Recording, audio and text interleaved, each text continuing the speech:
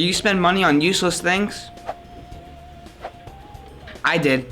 Everyone knows about Nintendo. They're famous for their incredible hardware and games, from the first Super Mario Bros. To the latest games like The Legend of Zelda Tears of the Kingdom. Nintendo was always considered a serious contender against their competitors, about until the 8th generation. After the success of the Wii and DS, they wanted to keep riding that money and made the Wii U and 3DS. While the 3DS did okay, it wasn't a PS Vita at least. The Wii U, yeah, Nintendo was failing.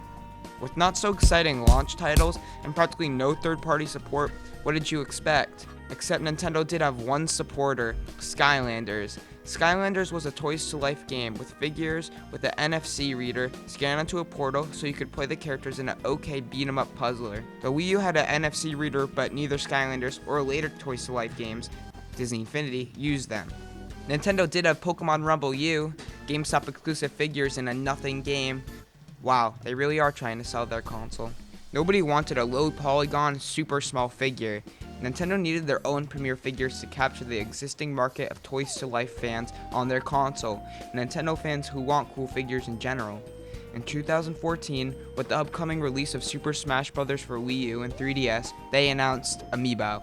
Amiibo! Ha! Smash Bros. Was a perfect pick. There are characters for all types of people. It is a crossover after all. People who didn't even own these consoles would want them.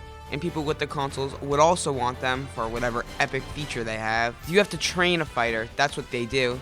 I mean, what else can you do without ruining the core of the game? Maybe future games will have even better features. People were buying these amiibos up, and wave after wave, more and more characters were being supported. Of course, Nintendo couldn't produce that many. They were kinda broke, and they were selling out, leading to stock problems. Some were infamous for never being in stock. Something bad was happening. They were running out of characters. The Smash Bros. Line of amiibos may have to be stopped, and other lines would have to be produced.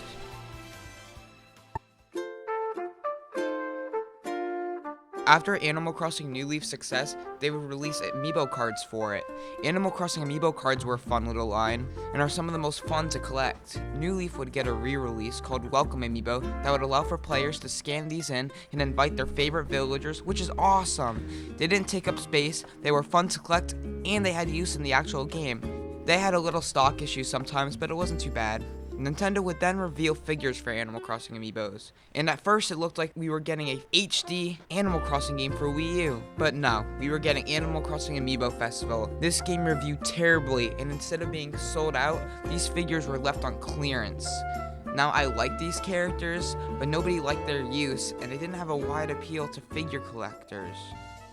Mario though, everyone knows about Mario, so they made figures along Mario Party 10. This was weird but had good appeal. Its use was very boring, as in they had a Amiibo party mode. Who cares? But then, who cares about Mario Party 10 in general? There were other figures made like Shovel Knight, which is an indie character, so this showed many different game characters had a chance to be amiibos.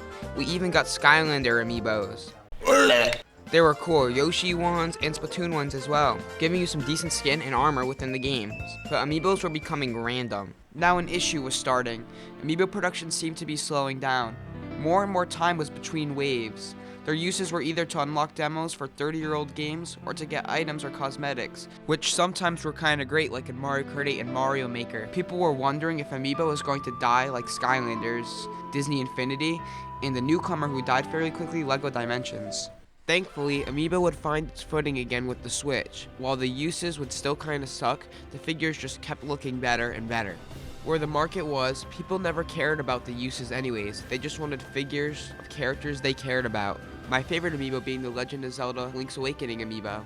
Smash Bros. Returned with new characters, giving us some great figures. These figures looked better than ever and were what people wanted to display.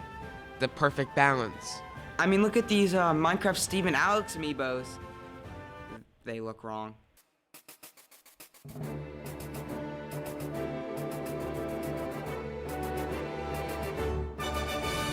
Amiibo was an effort to capitalize on the success of Toys to Life, but it would eventually evolve into Nintendo's premier figure line that would be a staple in any Nintendo fan's collection. Amiibo is the last survivor of Toys to Life. I feel that since these characters weren't whatever Skylanders was, I loved Skylanders, too expensive like Legos, or part of a Disney game that mostly had characters from newer movies, Lone Ranger. They captivated people. Nintendo was able to make money with these little NFC characters. I have a decent collection of Amiibos, even of characters I don't even really care about, which makes me kind of a loser. I think everybody can find value in owning one of these, especially if it's your favorite Nintendo character. Buy what you want to buy, spend money when you want to spend it. I'm sure nothing could go wrong. But again, this was just a brief history.